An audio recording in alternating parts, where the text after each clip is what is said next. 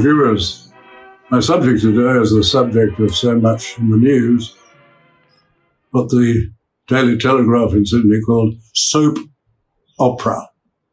That is the interview by Oprah Winfrey with Meghan and Prince Harry. And the important thing about this, from the point of view of Australia, is that it will have absolutely no effect on constitutional change in Australia. I'm pleased that the Australian quoted me on that, but then said I was wrong.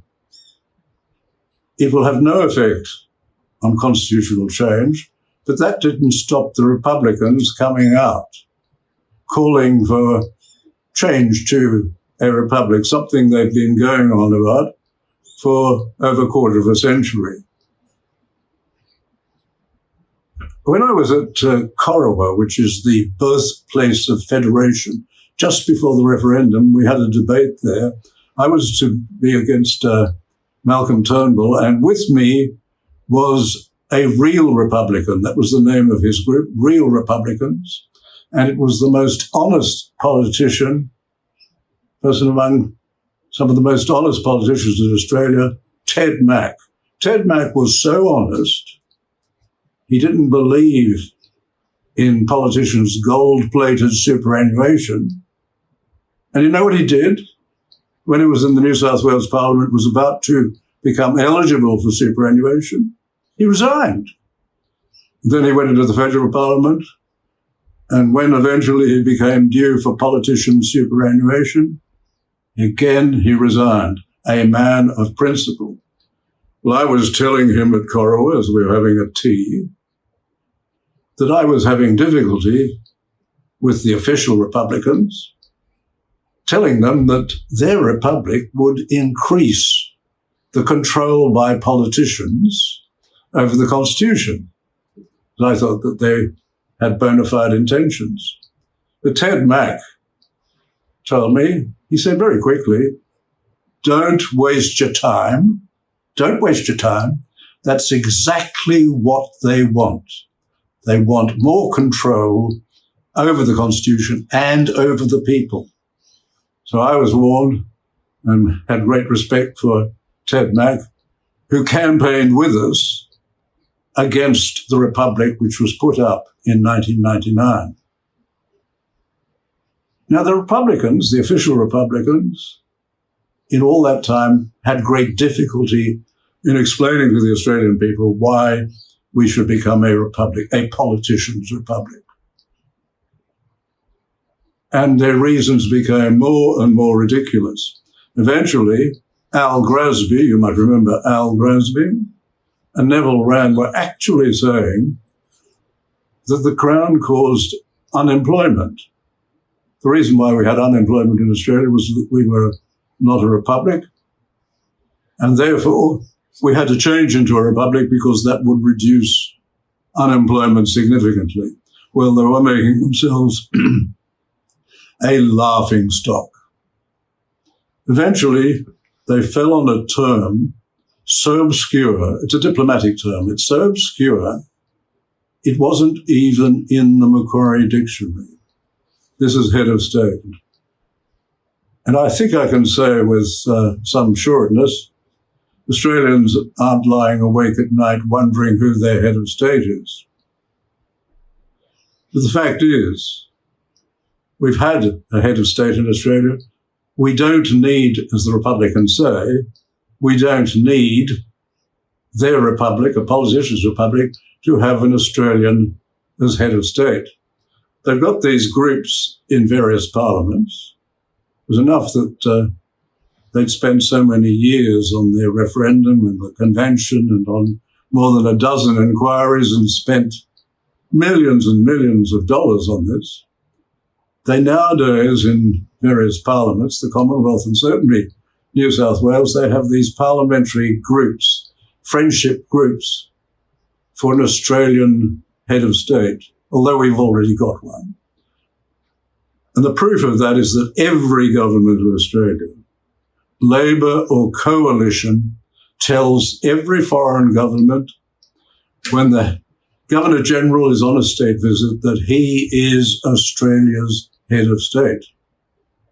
And this happened most famously in 1987 when the Governor-General, St. Indian Stephen, was off to Jakarta on behalf of the Australian government on a state visit.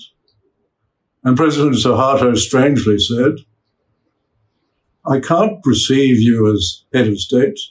You're lower level, so you'll have to be received at that level. And we suspect that was because of a Republican in the Australian embassy who had been playing a bit of mischief with President Suharto. So what did the Australian government do? Bob Hawke was the Prime Minister. He asked the Governor-General to cancel the visit. So the visit was cancelled. The Indonesians apologised. They realised they had been led up the garden path, and the visit went ahead in the following year, a state visit by our head of state. We have an Australian as head of state, yet people like Matt Thistlethwaite, who, believe it or not, is the Labor Shadow Assistant Minister for a Republic. Can you imagine? An Assistant Minister for a Republic. There's Jason Falinski, who's a Liberal member on the North Shore in Bronwyn Bishop's old seat. And we have a minister in the New South Wales government who seems to specialise in making electricity more expensive and less reliable, Matt Keane. Matt Keane is the head of a friendship group for an Australian head of state in the New South Wales Parliament, which doesn't have much to do, one would have thought, with the New South Wales Parliament. And they're all asking for a republic so that we can have an Australian as head of state. Surely they know we already have an Australian as head of state, and if they don't, they shouldn't be in politics. If they do, they're just misleading you, the Australian electors. Well, the Queen is not the head of state. The Queen is the sovereign or monarch, and you may wonder why we have all of these extra steps. It's because the system works very well. It's because we need to answer forever the warning by Acton, the great warning by Acton, that power tends to corrupt, and absolute power corrupts absolutely. So what you've got to do in a system of governance, if you've got to ensure that the government works reasonably efficiently, but you've got to have this number of steps of checks and balances to make sure they don't abuse their power. And that extra step is very important because it means that the governor and the governors-general owe their loyalty to the Crown and not to the Prime Minister who recommended them. It means that the armed services owe their loyalty to the Crown and therefore the people and not to the politicians. It's a very efficient and very effective system and costs very little. We don't pay the royal family for what they do. We don't pay the Queen for what they do, but it works very well. And for those politicians who have occasionally come out and embarrassed themselves during various campaigns, they've come out and said, why don't we become a republic? Canada's a republic, after all. Canada is also the same as us. So the important thing is that we be very wary of any proposal for a republic. And the proposals by the politicians for a politician's republic are very suspect.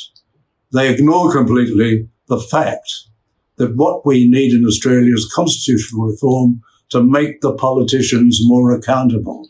Because the big problem in Australia is, as I often find when I go and talk to people, they cannot indicate to me a significant problem which, if it were not created by the politicians, has not been made significantly worse by them.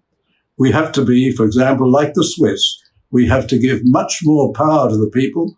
The Swiss, for example, have just, by referendum, decided to outlaw burqas, that is, face coverings. They've outlawed a few years ago the building of minarets, those towers on mosques, in little Swiss towns in the mountains and valleys. They're entitled to do that.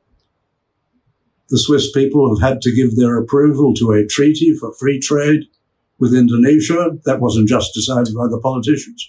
This is the sort of reform we should be having, because be wary of the politicians' republic, and above all, Australians, fellow Australians, take back your country.